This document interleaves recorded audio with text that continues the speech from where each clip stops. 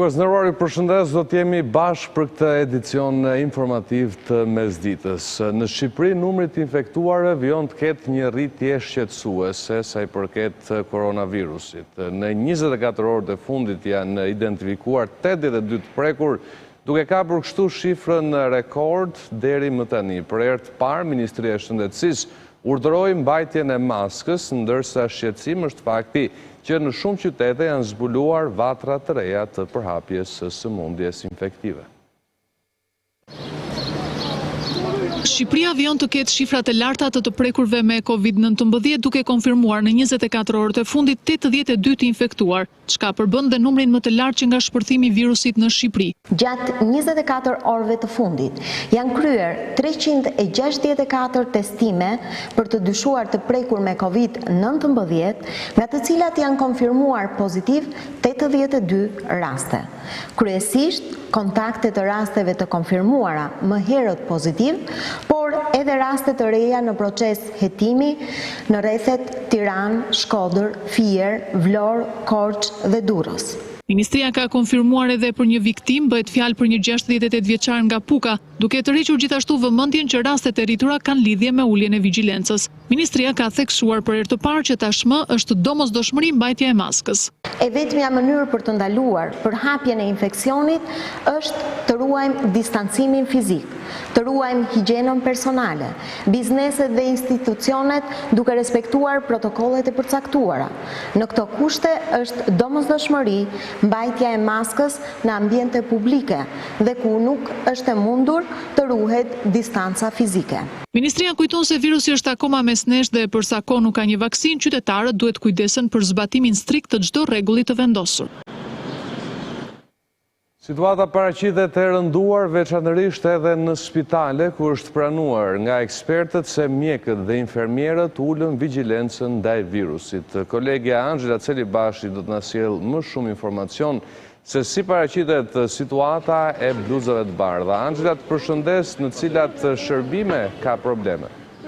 Përshëndetje Gjoj, si që thatë edhe ju, janë pikërisht qendrat shëndetësore dhe spitalet në Shqipëri, të cilat kanë shfaqur kështu probleme sa i përket përhapjes së koronavirusit pikërisht në këto struktura. Pikërisht bluzat e bardha duket se kanë qenë fillimisht ato të cilat mund të konsiderohet se janë bërë shkak në një farë mënyre i përhapjes së koronavirusit në këto ambiente. Kujtojmë rastin e parë në qendrën spitalore universitare Nën Tereza, që bëi fjalë për një infermiere e cila ishte infektuar jashtë ambienteve të spitalit, por më pas kishte infektuar dhe kishte përcjell virusin edhe tek kolegët e saj apo edhe tek pacientët. Dita e sotme në fakt ka nisur me kryerjen e tamponëve në spitalin francez në QSUT, ku mjekët dhe infermierët, pra e gjithë stafi, po i nënshtroi kryerjes së këtyre tamponëve, ndërkohë që duhet theksuar se mund të konsiderohen edhe vatra të rrezikshme, pikërisht edhe qendrat shëndetësore, jo vetëm në kryeqytet, por edhe në qytete të tjera. Bëhet fjalë pikërisht për këto qendra shëndetësore, ku ne pak më parë kemi raportuar edhe për shfaqje dhe për një përhapje të koronavirusit në një prej qendrave shëndetësore. Ndërkohë, në fakt, duhet të theksohet se në disa raste ka patur edhe mos respektim në disa raste të masave anti-Covid nga pacientët. Në komunikimin që kam patur me disa përfaqësues të këtyre qendrave shëndetësore, ata tregojnë se është e vështirë që t'i bindësh pacientët që të paraqiten dhe të mbajnë një maskë, qoftë edhe nga ato maska të cilat janë artizanale dhe realizohen vetë, pasi mendojnë se pjesa më e madhe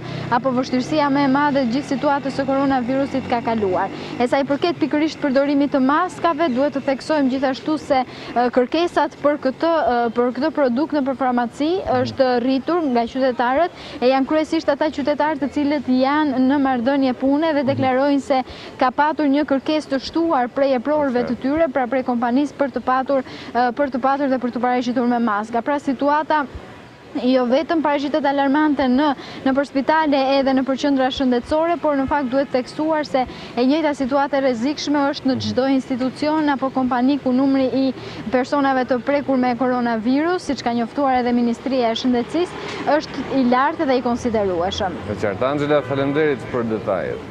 Faleminderit. Mirë, do të ecim më tej duke mbetur tek e njëjta çështje. Koronavirusi është rikthyer edhe në Korç, atje rezulton i prekur një i moshuar që sipas të dhënave është infektuar në Tiranë. Kolegu Artin Alili do të na sjellë detajet. Artin, të përshëndes, është vetëm ky rast që konfirmohet në Korç apo mendohet të ketë edhe vatra të tjera që mund të jenë shqetësuese?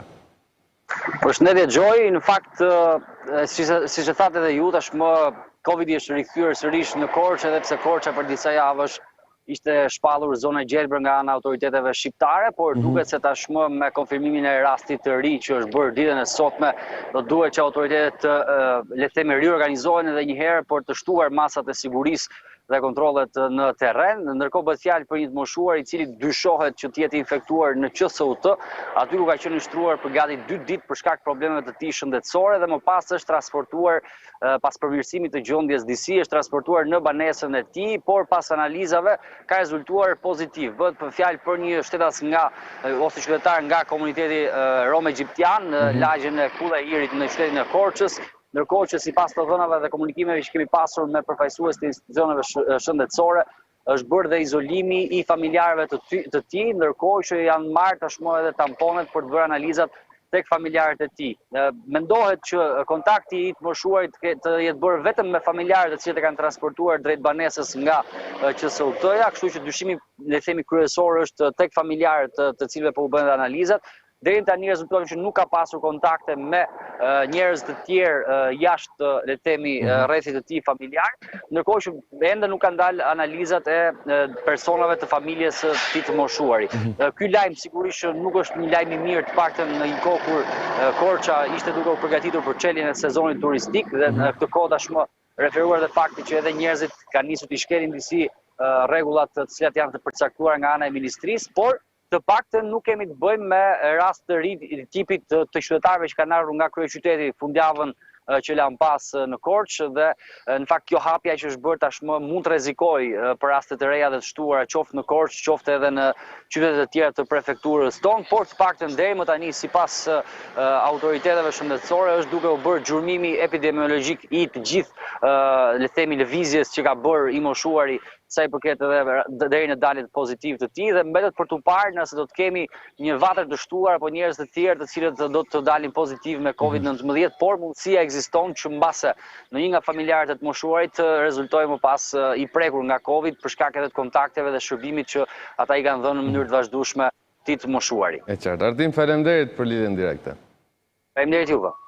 Ndërkaq, pas rasteve pozitive në Burgun 313, Spaku dhe gjykata e krimeve kundër korrupsionit kanë kërkuar që të bëjnë testin e Covidit për gjithë punonjësit. Të çështje e ka ndjekur kolegja Keti Banushi, e cila do të na japë edhe më shumë detaje. Keti, të përshëndes, ka patur testime të kryera ndërkohë dhe si po organizohet puna në radhët e institucioneve? Përshëndetje Gjoj, atëherë vijojnë masa shtrënguese të paktën në gjykatën kundër krimit të organizuar dhe korrupsionit dhe Spakut, që janë bashkarisht në një godinë, ku disa herë në ditë bëhet disinfektimi i ambienteve, ndërkohë që ka qenë një kërkesë e 2 drejtuesve, duke kërkuar që t'i bëhet testi serologjik dhe molekular për të gjithë punonjësit. Bëhet fjalë prokuror, gjyqtar, oficerë të policisë gjyqësore dhe administrata. Kjo nisur nga rastet me Covid që u konstatuan në të burgosur, të cilët ishin të shoqëruar dhe në ambientet e kësaj gjykate. Deri tani mësohet se kanë dalë rezultatet dhe kanë dalë negative rezultatet e testimit molekular, ndërkohë që pritet të dalin dhe rastet e testimit serologjik. Duhet thënë që kjo gjykatë vijon të mbajë masa të forta, pra shumë prej seancave vijon të bëhen online. Bëhet fjalë për ata që lejojnë që të zhvillohet kjo procedurë, ndërsa të paraburgosurit e tjerë janë me maska dhe në ambientet e gjykatës nuk lejohet as media, por vetëm avokatët dhe prokurorët të cilët janë të pajisur me maska. Keti, faleminderit për lidhjen direkte. Faleminderit juve. Në shumë zonat Tiranës, koshat e mbeturinave nuk pastrohen. Veç kësaj, edhe pse Bashkia e Kryeqytetit ka dhënë shifra marramëndse për diferencimin e mbetjeve në burim, kjo gjë nuk funksionon. Kolegja Sonila Musaj ndodhet në terren dhe do të na jap një panoram më të gjerë të asaj që ndodh realisht, por gjithsesi Do të shohim ndërkaq të tjera zhvillime, sapo ta kemi gati lidhjen me kolegen Musa. Java e parë e Qershorit në fakt u ka çuar bizneseve një faturë të rritur sa i përket taksave. Bashkia e Tiranës, pavarësisht të dëmeve që u solli pandemia, u ka shtuar edhe një kosto më shumë, atë të pastrimit për shkak të zbatimit të kontratës së inceneratorit. Faturës së bizneseve në kryeqytet pas dëmit të shkaktuar nga Covid-19 i shtohet edhe ajo e taksave lokale të këtij viti. Fatura këto që kanë qenë të rritura për shkak të shtrëngimit të tarifave të pastrimit pasi vendimit të Këshillit Bashkiak të Tiranës. Sipas këtij vendimi, tarifat e pastrimit për subjektet që veprojnë në kryeqytet u rritën me 15 deri në 64%. Bashkia e Tiranës e ka argumentuar nevojën për rritjen e taksave me justifikimin që të lehtësohet mbulimi i kostove, të cilat janë rritje çdo vit, por edhe për shkak të rritjes së shërbimit për zbatimin e kontratës koncesionale të inceneratorit. Kështu, për kryeqytetasit, kjo tarifë bëhet 5.750 lekë në vit nga 5.000 lekë që ishte më parë. Për kategoritë e biznesit me pakicë me xhiro deri në 2 milion lekë, kjo tarifë është rritur me 5.750 lekë në vit nga 3.500 lekë në vit që ishte më herët, duke shënuar një rritje prej 64%. Për bizneset me xhiro nga 2 deri në 8 milion lekë, kjo tarifë është rritur me 1.500 lekë, ndërsa për disa kategori biznesi, tarifa vjetore e pastrimit është 85.100 lekë nga 74.000 lekë që ishte në vitet e mëparshme, me një rritje prej 15%.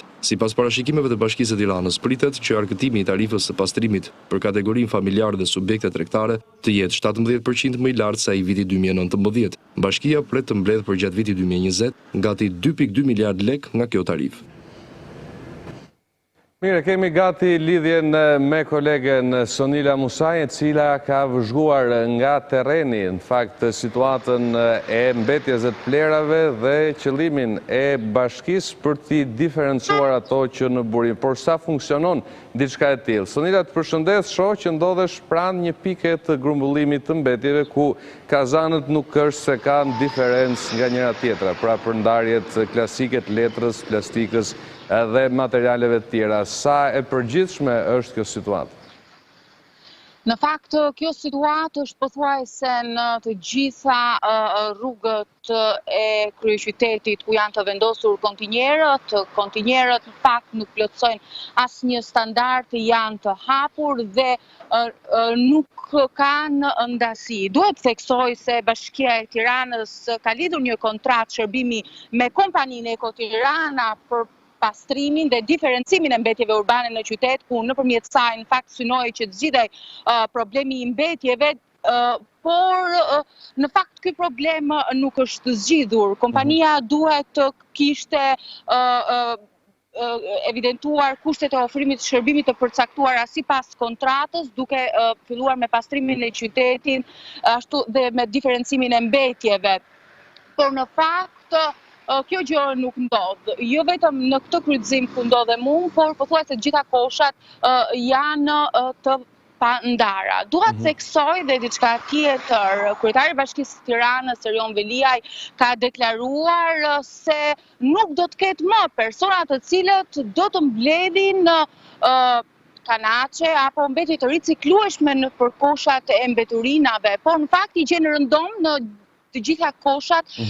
Ai u premtoi që do t'ju siguronte një punë, por në shar, aty ku hidhen mbetjet, por në fakt kjo gjë nuk ka ndodhur dhe shikojmë që vazhdon në njëjta situatë ku personat vazhdojnë dhe mbledhin materiale të riciklueshme në përkosha dhe ashtu siç e tham, vijojnë të mos ketë ndarje të mbeturinave. E qartë, Sonila, falenderit për lidhjen direkte.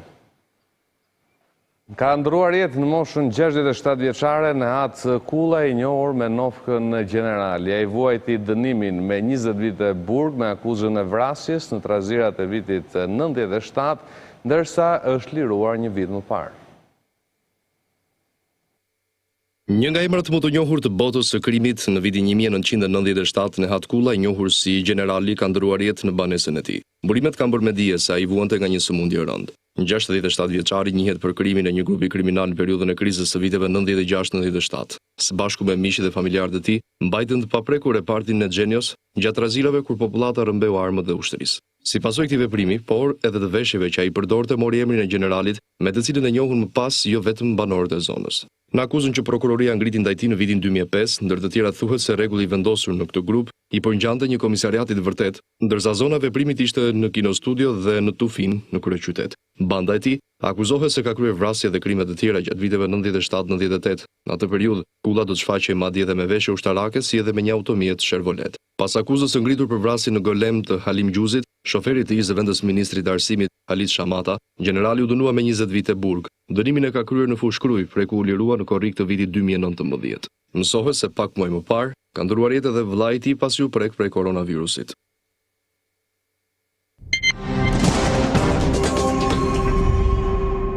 Autoritetet italiane kanë sekuestruar një sasi të konsiderueshme materialesh sanitare të prodhuara në Shqipëri, por me markë të falsifikuar si prodhim i komunitetit evropian. Më shumë detaje nga ngjarja do të na përcjell kolegja Alba Kepi nga Roma. Alba, të përshëndes, për çfarë materialesh bëhet fjalë konkretisht, a ka informacione mbi sasinë dhe hetimet e drejtanishme deri ku kanë çuar? Do të thënë se Italia ka një kërkesë mjaft të lartë për materiale mjekësore, për instrumenta sanitare të mbrojtjes personale dhe profesionale, pasi është i kushtëzuar nga protokolli vendosur nga qeveria Conte për masat e sigurisë në zhvillimin e procesit të punës. Dhe pikërisht është shtuar kontrolle në të gjitha portet, por edhe në territorin italian për kapjen e mjaft të instrumenteve të tilla të cilët abuzojnë me nivelin e sigurisë të këtyre instrumentave. Dhe një operacion i tillë shkryer në portin e Ankonës, është kapur një automjet i tipit tir, i cili kishte udhëtuar nga Durrësi drejt Italisë, dhe ku janë gjetur rreth 12.300 instrumente mjekësore një përdorimshe. Janë 2.300 këmisha dhe rreth 10.000 kapuç mjekësor, të cilët janë sekuestruar dhe në të cilat vërtetohet se janë prodhuar në Shqipëri, por kanë të falsifikuar në çdo në markën pra e komunitetit evropian. Ky falsifikim është vënë re si në produkte, ashtu dhe në dokumentacionin shoqërues. Është për herë të parë që shfaqet që kemi një sekuestrim të tillë apo një falsifikim të prodhimeve të tilla të ardhura nga Shqipëria, që do të thotë se tashmë dhe Shqipëria futet në fokusin atyre hetimeve të cilat autoritetet italiane, policia doganore, policia kufitare, përmbajtja e financa, po kryen edhe në nivel territorial, pra pikërisht për të kërkesë të lartë që ka Italia për instrumentet mjekësore.